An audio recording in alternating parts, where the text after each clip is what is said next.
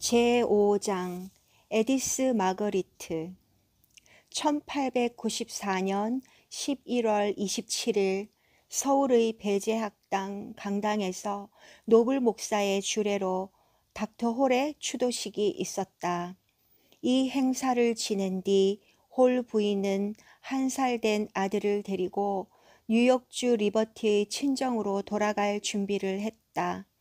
그때 홀 부인은 임신 7개월째였다.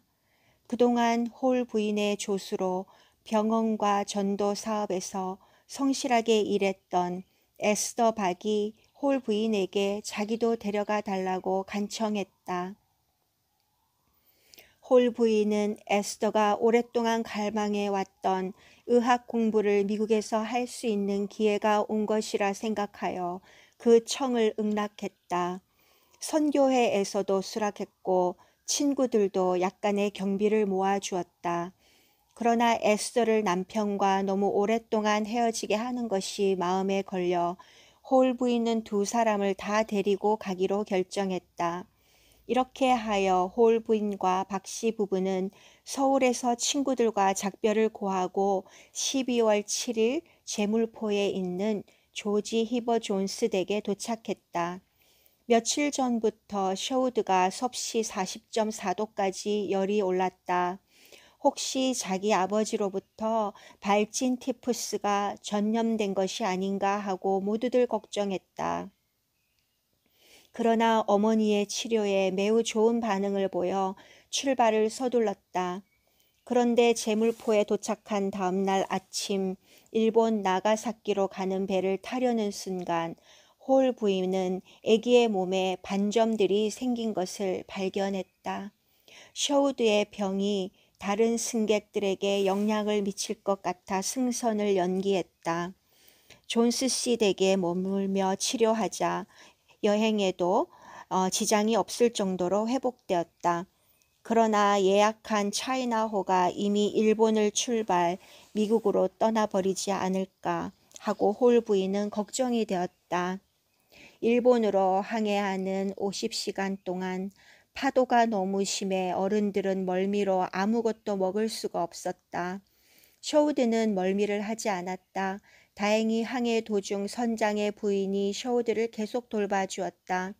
배가 나가사키에 도착하기 전날 밤에 홀 부인은 미국으로 떠나는 차이나호가 오후 4시에 떠나는 꿈을 꾸었다.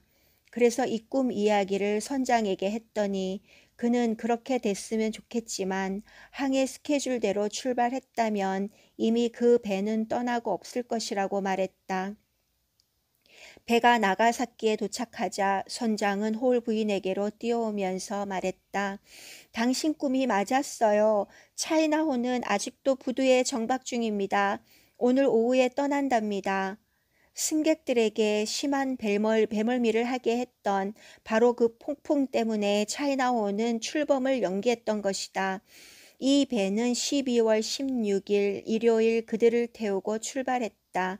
그들이 옛집에 도착하고 얼마 되지 않은 1895년 1월 18일 셔우드의 누이 동생 에디스 마그리트가 태어났다. 아기의 이름은 닥터 홀이 생존에 있었을 때 이미 정해두었던 것이다. 홀 부인은 계속 일기를 썼다. 꼬마 에디스는 내가 태어났던 이 집에서 파란 눈을 떴다. 아빠가 가장 좋아했던 이사야 43장을 보면 두려워 말라 나는 너와 함께 있느니라. 나는 동쪽에서 너에게 씨를 갖다 줄 것이며 서쪽에서 이를 거두어 줄 것이니라 라고 적혀 있다. 셔우드가 저 멀리 극동에서 태어난 지 단 15개월도 못 되어 누이 동생은 1만 마일이나 떨어진 뉴욕의 리버티에서 태어난 것이다. 참으로 이상한 일로 느껴진다. 홀 부인은 고향의 병원에서 의사로 일하게 됐다. 홀 부인의 친정아버지인 로즈벨트 셔우드는 손자 셔우드와 함께 지내는 것이 즐거웠다. 특히 손자의 생일이 자기 생일과 같은 날이라는 데에 어떤 의미가 있다고 생각하는 것 같았다. 그는 자기 손자와 함께 찍은 사진 밑에 90살과 1살이라고 써붙이기도 했다. 2월이 되자 미세스 박 에스더는 리버티의 공립학교에 입학했고 그녀의 남편은 셔우드가의 농장일을 도왔다. 한국에서는 선교 위주의 학습이라 내용이 단순했지만 여기서는 매달 가외 비용을 지불하며 친구 집에 합숙시키거나 기숙사에 보내 공부하게 해야 했다. 그 결과 에스더의 학교 성적은 좋은 진전을 보였다. 그해 9월 에스더는 뉴욕시의 유아병원에 들어갔다. 1년 이상 그곳에 근무하면서 생활비를 버는 한편 개인 교수를 찾아 라틴어, 물리학, 수학을 공부했다. 1896년 10월 1일 그녀는 볼티모 여자의과대학에 현재 존스 홉킨스 대학교에 입학했다. 그녀는 서양의학을 공부한 최초의 한국인이 되었다. 이보다 앞선 1895년 7월에 홀 부인은 아이들을 데리고 캐나다의 시집 부모와 친척, 친구들을 방문했다. 그때 박 씨도 동행했는데 그는 그때까지도 긴 머리털을 올려 상투를 틀고 그 위에 중절 모자를 쓰고 있었다. 이 모습은 서양인들에게는 큰 구경거리가 되었다. 7월 31일 캐나다의 글렌뷰엘 교회에서는 홀 부인을 위한 특별 환영 예배를 가졌다. 홀 부인은 그들의 따뜻한 환영사에 귀를 기울였다. 당신이 우리의 이 지역 사회에 오신 것을 환영합니다. 당신에 대한 이야기를 처음 듣는 순간부터 우리는 지대한 관심을 가졌으며 자주 당신 이야기를 나누면서 당신을 생각해 왔습니다. 우리는 당신과 당신의 가족, 조선에서 온 형제 자매도 한 가족으로 환영합니다. 예수의 힘으로 이국에서 다른 민족을 구원시키는 일을 하고 돌아온 당신들을 환영합니다. 이 거리와 농장에서 소년 시절을 보냈고 우리 함께 살았던 닥터 윌리엄 제임스 홀, 그의 온화하고 친절한 태도, 모든 사람에 대한 사랑, 하나님의 사업을 위하여 어디에서나 자신을 돌보지 않은 그의 헌신적인 고귀함에 대하여는 어떠한 말로도 표현이 불가능합니다. 그는 조선에 씨앗을 뿌렸습니다. 그것은 그에게 있어서 진실한 사명이었음을 우리는 가슴 깊이 느끼고 있습니다. 그의 편지는 저 먼 나라의 백성들에 대한 열렬한 사랑으로 충만해 있었습니다. 그가 맺은 아름다운 결실을 우리는 지금 이 자리에서 보고 있습니다. 그에 대해 이처럼 따뜻하고 동정 어린 표현이 많은 것으로 보아 지미 홀은 이 캐나다의 고향에 잊혀지지 않는 추억을 남긴 게 틀림없었다. 그를 기념하는 대리석 액자가 글렌뷰엘 교회 앞에 봉정되었다. 그것은 지금도 그곳에 있다. 홀 부인은 남편을 잃었을 때 평양 기금의 나머지 돈은 닥터 홀을 기념하는 병원을 세우는 데 쓰여지기를 원했었다. 아펜젤러 목사는 1896년 9월호 월드와이드 미션지와 코리안 리포지토리 호로에 다음과 같이 보고하였다. 미세스 홀은 남편인 닥터 홀에 대한 진정한 추모는 하나의 차갑고 비싼 대리석이나 화강석으로 만든 비석을 세우는 것이 아니라 인간을 발전시키고 고통을 덜어주는 사업의 바탕이 되는 병원을 세우는 데 있다고 생각한다. 그러한 추모야말로 살아있고 따뜻하며 생산적인 것이다. 닥터 더글라스 포웰은 닥터 홀의 후임으로 온 의사다. 그는 이 사업의 추진을 기뻐하고 있다. 우리는 닥터 홀의 기념병원을 설립하는 사업을 매우 성스럽게 여기고 있다. 우리가 닥터 포웰과 함께 평양을 방문한 것은 일종의 특혜와 같다. 5월 6일에 우리는 시료원을 짓기 위해 조선인 목수와 공사 계약을 했다. 그는 이 건물을 5개월 이내에 완성하겠다고 한다. 이 시료원은 서문 안쪽 그리 멀지 않은 거리에 있는 지대가 높은 곳에 세워진다. 서울처럼 큰 종이 있는 상가 중심지에서 도보로 약 7분 거리에 있다. 건물의 크기는 40 곱하기 60피트이며 조선식 건물이다. 대기실, 진료실, 약재실, 의사의 사무실 등으로 구성될 것이다. 그 후에 닥터 포웰은 조이스 감독과 조선선교회 다음과 같은 보고서를 보냈다. 1897년 2월 1일 홀 기념병원은 모든 사람들을 위해 개원되었다. 이 건물은 선교회로부터 아무런 경제적 원조도 받지 않고 친애하는 고 닥터 홀의 자기 부정과 의사인 그의 아내, 조선의 친절한 친구들, 그리고 고국 친지들의 노력으로 세워졌다. 환자들을 수용할 방과 필요한 의료기구를 구입할 충분한 기금만 있으면 우리는 모든 일을 할 준비가 되어 있다. 나는 환자들이 와도 돌려보내기를 되풀이하고 있다. 수술에 필요한 기구와 입원실이 없기 때문이다. 톱이나 망치와 못이 없으면 목수는 집을 지을 수 없다. 그와 마찬가지로 외과 의사는 수술기구가 없으면 아무 일도 할 수 없다. 의료 선교사는 연장 없이도 일할 수 있다고 생각한다면 그건 큰 잘못이다. 우리는 실패할 것을 알면서 수술해서는 안 된다. 가장 성공적인 결과가 나올 수술만을 해야 한다. 새해에는 필요한 의료 기재들이 평양에서 쓸 수 있기를 바란다. 닥터 포엘의 보고서에 의하면 1897년 2월 1일부터 4월 27일 사이에 치료된 수술 환자들은 1,334명이나 되었으며 일반 환자들도 1,011명이다. 환자 수는 평균 매일 32명 내지 84명이었다. 치료비는 미국 돈으로 환산해서 34달러 17센트. 홀 부인은 미국에서 평양에 홀 기념병원을 세우는데 보탤 모금을 하면서 윌리엄 제임스 홀 MD의 생애를 출간하기 위해 자료를 수집하였다. 1897년 8월에는 뉴욕의 감리교 개통 출판사에서 이 책을 출간하였다. 그녀는 남편의 동생인 클리포드 홀에게 이 책의 캐나다 판매 임무를 주었다. 책을 판매한 돈은 병원 설립 기금으로 보냈다. 홀 부인의 머리에서 떠나지 않는 또 하나의 숙제는 조선의 장님들을 위해서 일하겠다고 다짐했던 일이다. 그녀는 곧 맹인교육에 도움이 되는 방법을 찾기 시작했다.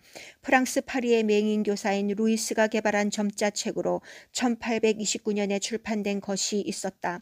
또한 1860년 뉴욕 맹인 교육학원의 원장인 윌리엄 웨이트가 개발한 뉴욕 포인트란 점자도 있었다. 홀 부인은 웨이트 원장을 방문하여 점자 구조를 배웠다.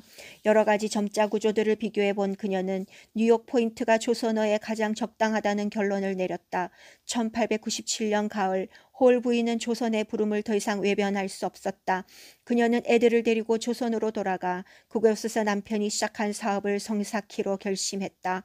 감리교의 여성 해외 선교회는 보구 여관에서 일하도록 자리를 만들어 주었다. 홀 부인은 두 아이들을 데리고 1897년 10월 11일 배를 타고 조선으로 향했다. 그 배의 이름은 SS Empress of India. 1897년 11월 10일 홀 부인은 제물포에 도착하면서부터 일기를 썼다. 오늘은 쇼우드의 4번째 생일이다. 자기가 태어난 날, 자기가 태어난 땅에 도착했다. 너무나 인연이 깊은 어떤 운명의 상징같이 느껴진다. 배가 제물포에 도착한 것은 9시였다.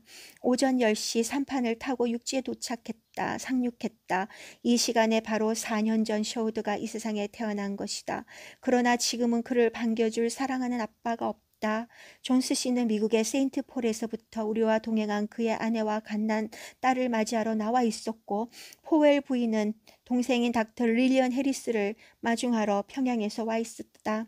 페인 양과 프레이 양은 넬리 피어스 양을 맞이하러 서울에서 내려와 있었다. 닥터 릴리언 해리스와 넬리 피어스 양도 세인트 폴에서부터 우리와 동행한 이들로 여성 해외 선교회에서 파견되어 서울에서 근무하기 위해 온 것이다. 홀 부인은 쇼우드와 에디스가 제물포에 도착한 다음 날부터 백일해를 알아서 그들과 함께 서울로 가지 못했다. 에디스는 병이 더 심해져 폐렴이 되었다. 11월 20일이 되어서야 겨우 에디스의 건강이 회복되어 이들 가족은 배를 타고 한강을 거슬러 서울로 올라갔다. 홀 부인에게는 특별히 두 아기들을 데리고 여성해외 선교회 독신 여성 숙소에 기숙할 수 있게 배려되었다. 홀 부인은 두 아이와 함께 가마를 타고 숙소를 향했다. 궁궐 앞을 지날 때 명주로 싼 등불이 쭉 늘어서 있었다. 이것은 다음 날에 있을 왕비의 장례식을 위한 것이었다. 1890년 홀 부인이 처음으로 도착한 조선에 도착한 날도 대비 조씨의 상중이었다. 조 대비는 이해를 왕으로 세우고 이희의 아버지에게 대원군이란 칭호를 주어 섭정케 한 장본인이다. 시아버지 대원군의 섭정과 며느리 민비 사이에는 계속 권력 쟁탈전이 있었다. 이 싸움은 1895년 10월 8일 며느리 민비가 일본인 살인 청부업자들에게 무참히 살해당할 때까지 계속되었다. 살인자들은 민비의 시체를 불태웠다. 어떻게 죽였는지 그 증거를 없애기 위한 짓이었다. 일본인들은 민비를 격화시키기 위해 민비가 매음녀였다는 거짓 칙령을 왕이 내린 것 같이 조작하여 소문을 퍼뜨렸다. 이 사건이 있은 지 여러 달 동안 왕은 생명의 위협을 느껴 미국 선교사들의 집에서 준비한 음식물 외에는 먹지를 않고 다 거절했다. 그는 자기를 독살하려는 음모가 궁중에도 있을 가능성이 있다고 의심했다. 진상은 결코 밝혀지지 않았으나 민비를 살해한 것은 그 당시 서울에 주재한 일본의 고급 관리인 미우라 고로가 대원군과 결탁하여 꾸민 사건이라는 소문이 나돌기도 했다. 대원군은 민비에게 당한 여러 가지 수모를 안갚음하려 했고 일본은 그들이 조선을 지배하는 데 알맞게 그 구조를 재구성하려는 참이었는데 민비는 이러한 일본의 목적의 장애물이었다는 것이다. 왕과 왕세자는 1896년 2월 11일 러시아 공사관으로 피신했다. 일본이 조선의 국경을 장악하려 했다면 이 사건은 일본의 계획에 막대한 지장을 초래한 것이 된다. 러시아 공관은 왕과 왕세자를 기쁘게 맞이했다. 이들은 1897년 2월 22일까지 그곳에 묵었다. 왕은 아직도 옥새를 가지고 있었으므로 국정은 왕의 손에 있었다. 1897년 10월 17일 공식적으로 국왕의 칭호는 황제로 조선은 대한제국이라 명칭이 바뀌었다. 민비는 명성황후로 추서되었다. 전통적인 조선 관습에 의하면 왕비가 죽으면 그날부터 100일이 지나서 국장이 있고 그 후 3년간은 전국적으로 상중이 된다. 그러나 민비의 경우는 시체를 찾을 수 없었고 이 사건 후에 정치적인 격동 때문에 장례일이 연기되었다가 1897년 11월 21일 비로소 거행된 것이었다. 홀 부인은 조선에 도착하여 왕비의 장례식을 두 번째로 보게 되었다. 이 장례식을 보면서 홀 부인을 자신을 다시 조선 땅에 오게 한 남편의 죽음이 더욱 뚜렷이 회상되었다. 1897년 감사절 그녀는 차분한 심정으로 일기를 쓰고 있다. 에디스와 쇼드의 병세가 좋아져서 별로 기침을 하지 않는다. 우리는 오늘 가마를 타고 그의 산소로 갔다. 11월 24일 그가 묻힌 지 꼭 3년이 되는 날이다. 누구나 아주 어렸을 때 일을 기억하기는 그리 쉬운 일이 아니다. 그러나 나는 조선으로 돌아왔던 그 해의 겨울을 마치 어제 일처럼 생생하게 기억하고 있다. 1897년 12월 나는 그 전달에 만 4살이 되었고 에디슨은 3살이 되려는 참이었다. 크리스마스가 다가오고 있어 우리 둘은 큰 기대를 가지고 산타클로즈에게 우리가 원하는 선물의 명단을 만들었다.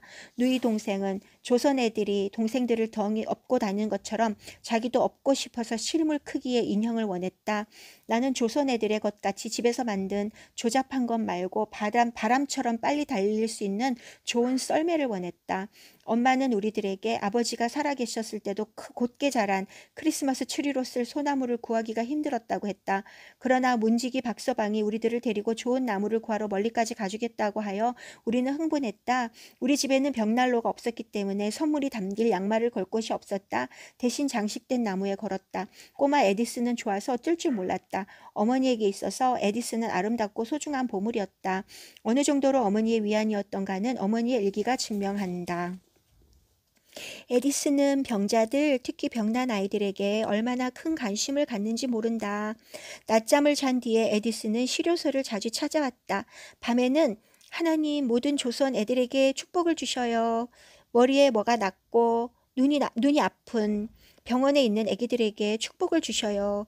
라고 간구했다. 만일 이빨을 뽑는다든지 종기가 나서 절개를 해야 할 경우에도 쇼우드는 잽싸게 도망가 버리지만 에디스는 다 끝날 때까지 가만히 그 자리에 남아있는다. 어느 날 오후 에디스가 병원에 찾아왔다. 그때 한창 수술 중이어서 애가 왔는지도 몰랐다. 수술 도중에 피가 튀어서 내 얼굴에 묻었다. 이때 에디스는 의자를 놓고는 그 위에 올라서서 엄마의 얼굴을 닦아주는 것이 아닌가?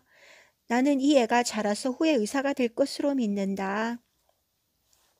그 해는 겨울이 빨리 왔다. 조선 사람들은 예년보다 이르게 겨울옷을 입었다. 이 동복들 중 어떤 것은 솜을 많이 넣고 누볐기 때문에 풍선같이 부풀어 조선 사람들의 몸을 2배는 커진 것처럼 보이게 했다. 나의 어린 눈에는 그들이 북극곰 같아 보였다.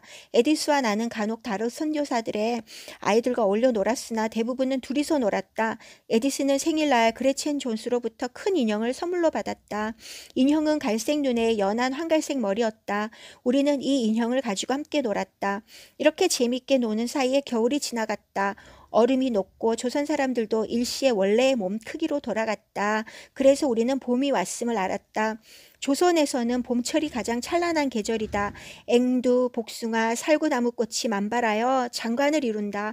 사냐는 더할 나위 없이 아름다운 진달래꽃으로 덮인다.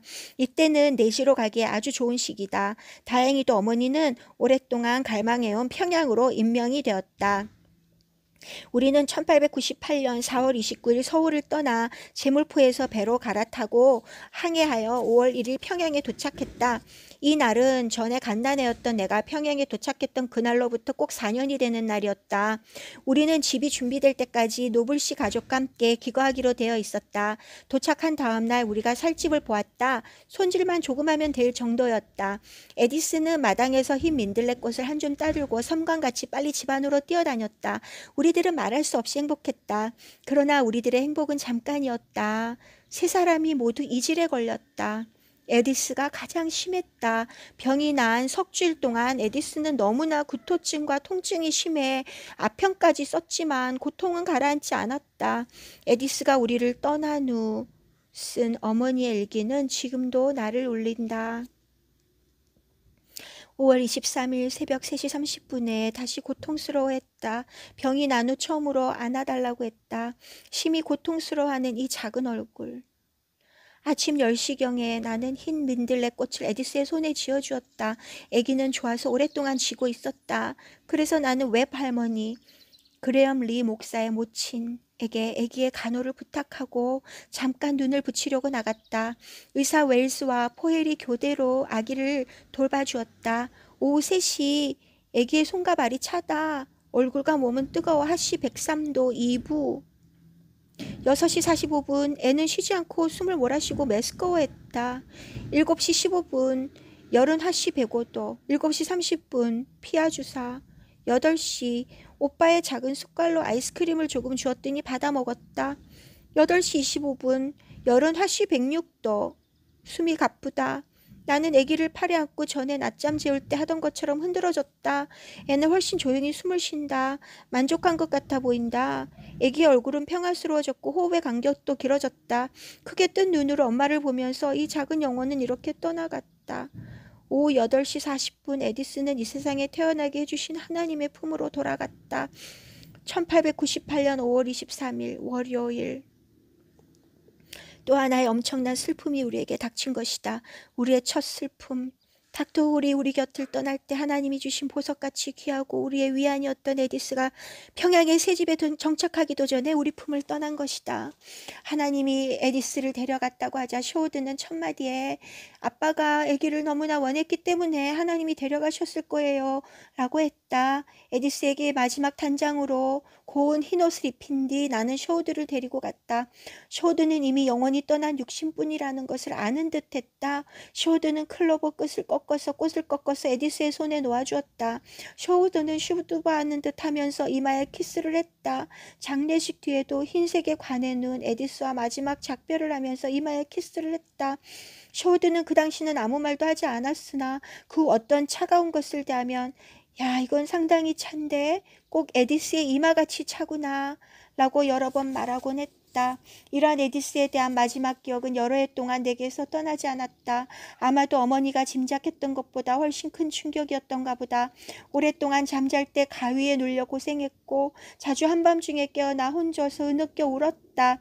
어머니는 에디스에 대한 마지막 심정을 그대로 기록했다. 나는 사랑하는 딸이 아빠의 산소에 묻히기를 원했다. 그레리엄 리는 고맙게도 공기가 통하지 않게 주석으로 봉한 관을 준비한 다음 성실한 김창식과 함께 살아서 보지 못했던 딸을 아빠 옆에 묻어주기 위해 서울로 운반해 갔다.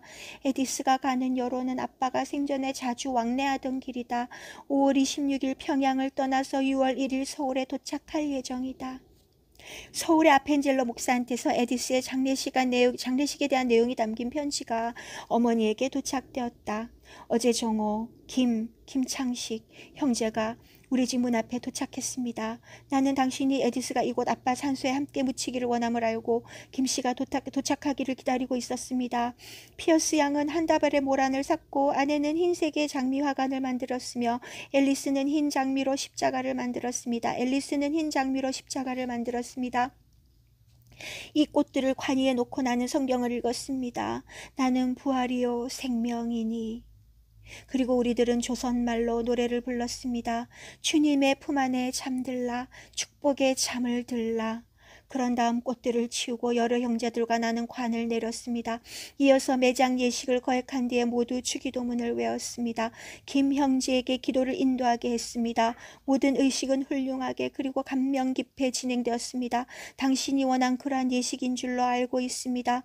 묘소를 봉한 다음 그 위에 꽃을 놓았습니다. 당신의 사랑하는 딸 에디스, 그녀는 지금 자기 아빠의 품에 안겨 잠들고 있습니다. 그들은 예수님의 재림 때 다시 일어날 것입니다. 당신 가족의 절반은 이미 하늘나라에 있습니다. 제6장 마음의 상처를 수습하고 계속됩니다.